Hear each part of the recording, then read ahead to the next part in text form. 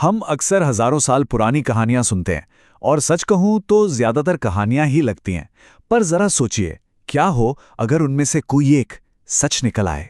एक ऐसे शहर की कहानी जो सोने और हीरो से जड़ा था और जिसे समुंदर ने एक ही पल में निगल लिया।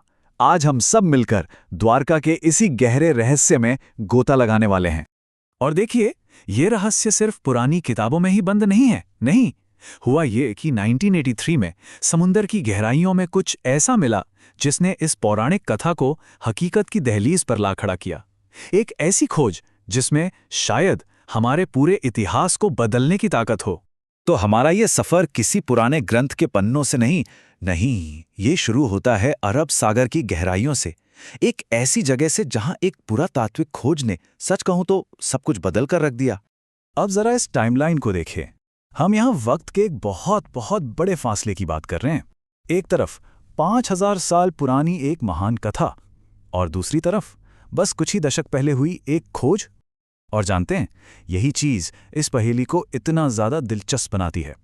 तो गुजरात के तट के पास गोताखोरों को मिला क्या? देखिए, वो सिर्फ पत्थरों का कोई ढेर नहीं था, बिल्कुल नहीं। वो तो एक पूरी की पूरी सभ्यता के अवशेष थे। सोचिए, विशाल पत्थर की दीवारें, बारीक नक्काशी वाले खंबे और तो और पुराने जमाने के लंगर। और सबसे हैरान करने वाली बात यह थी कि ये सारी चीजें महाभारत और हरिवंश पुराण के ब्यौरों से इतनी ज्यादा मिलती जुलती थी कि इन्हें नजरअंदाज करना मुमकिन था। ये अब सिर्फ कहानी नहीं रही थी, ये एक ठोस इतिहास था जिसे छुआ जा सकता था। तो जाहिर है, इन खंडहरों ने एक बहुत बड़ा सवाल खड़ा कर दिया कि भाई, अगर ये अवशेष असली हैं तो फिर वो शहर कैसा दिखता होगा जिसकी कहानियां हम सदियों से सुनते आ रहे हैं। आखिर क्या था वो स्वर्ण साम्राज्य? 9 लाख। जरा इस नंबर के बारे में सोचिए, 9 लाख। ये संख्या ये तो लगभग अविश्वसनीय लगती है ना? प्राचीन ग्रंथों के मुताबिक द्वारका में 9 लाख महल हुआ करते थे और हर एक महल सोने, हीरे और न जाने कितने अनमोल रत्नों से जड़ा हुआ था।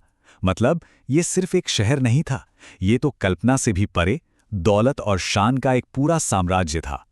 पर रुकिए, द्वारका सिर्फ अमीर ही नहीं थी। नहीं, वो एक तकनीकी चमत्कार भी थी। ग्रंथों में एक ऐसे महानगर का जिक्र मिलता है जिसकी प्लानिंग और आर्किटेक्चर इतना ज्यादा एडवांस्ड था कि आज के मॉडर्न शहर भी उसके सामने शायद फीके पड़ जाएं।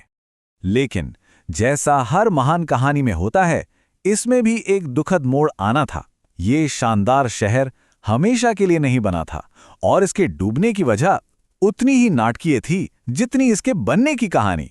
कहानी में जिक्र है एक शक्तिशाली श्राप का, जिसने इस महान शहर की किस्मत पर हमेशा के लिए मोहर लगा दी। और ये कोई मामूली घटना नहीं थी। नहीं, ये तो एक ऐसी ब्रह्मांडीय घटना थी जिसने कहते हैं देवताओं तक को हिलाकर रख दिया था। इसके बाद घटनाएं बहुत तेजी से घटीं। श्राप तो दिया जा चुका था और जैसे ही भगवान कृष्ण ने इस नश्वर दुनिया से विदा ली, मानो समंदर ने अपना कर्ज वापस मांग लिया हो। बस एक ही विनाशकारी लहर में उसने उस शानदार शहर को निगल लिया। किस्मत का एक ऐसा मोड़ था ये, जिसने पल भर में सब कुछ बदल कर रख दिया। और बस यहीं आके ये पूरी कहानी सबसे ज्यादा दिलचस्प हो जाती है। ये वो पॉइंट है जहां हजारों साल पुराना मिथक और आज का आधुनिक विज्ञान एक दूसरे से टकराते हैं। जरा देखिए, एक तरफ है महाभारत का वर्णन, एक मजबूत, किलाबंद और सुनियोजित शहर, और दूसरी तरफ है डॉक्टर राव की टीम को मिले सबूत, विशाल दीवारें, ग्रिड जैसी बसावट, जो एक बहुत ही एडवांस शहरी योजना का साफ साफ संकेत देती है। ये समानताएं इतनी साफ हैं कि इन्हें सिर्फ एक इत्तेफाक कहना वाकई बहुत मुश्किल है। तो आज हम कहाँ खड़े हैं? देखिए, पौराणिक कथाओं में जिक्र तो भरा पड़ा है और जो पुरातात्विक सबूत हैं वो भी लगातार मजबूत होते जा रहे हैं। लेकिन सवाल यह है कि क्या ये एक निर्णायक, एक अकाट्य प्रमाण है? बस यही वो सवाल है जिस पर आज भी बहस छिड़ी हुई है। और इसीलिए अपने इस सफर के आखिर में हम एक ऐसे सवाल के सामने आ खड़े हुए हैं जो उतना ही गहरा है जितना वो समंदर जिसने इस शहर को अपनी गोद में छुपा रखा है। एक ऐसा रहस्य जो आज भी दुनिया भर के लोगों को अपनी तरफ खींचता है। क्योंकि असल में ये कहानी सिर्फ एक डूबे हुए शहर की नहीं है ना? ये कहानी है विश्वास और सबूत के बीच की, इतिहास और मिथक के बीच की उस धुंधली सी लकीर की। ये इस बारे में है कि हम क्या जानते हैं और हम क्या मानना चाहते हैं। सबूत हमारे सामने हैं और कथा भी। तो सवाल वही है, क्या डूबा हुआ शहर द्वारका सिर्फ एक कहानी है, एक पोषित मिथक, या फिर ये हमारे इतिहास का वो खोया हुआ अध्याय है जिसके मिलने का इंतजार हम सदियों से कर रहे हैं? इसका जवाब शायद हर किसी के लिए अलग हो,